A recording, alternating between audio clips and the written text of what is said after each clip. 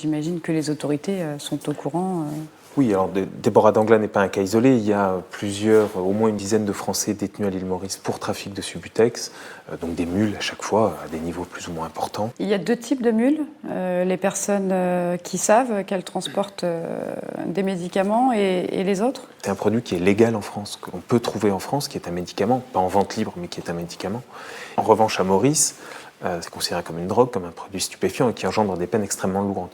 Donc que les personnes, que les mules sachent quelque chose, c'est très probable. Qu'elles sachent ce qu'elles transportent et ce qu'elles encourent en le transportant, c'est à mon avis beaucoup moins probable. En attente d'un procès, Déborah est immédiatement incarcérée. Et elle n'est pas la seule.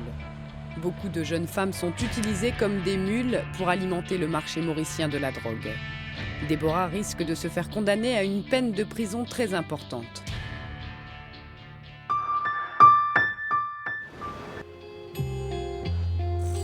Port de Plaisance, de la Bastille à Paris.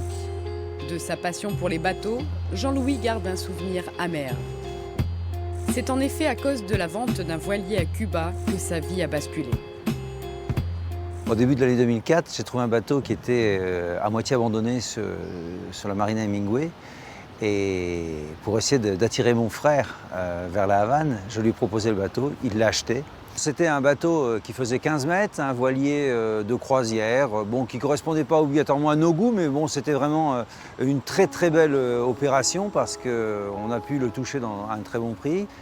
Et quelques mois plus tard, des acheteurs français m'ont contacté parce qu'ils recherchaient un bateau à peu près dans ces caractéristiques-là.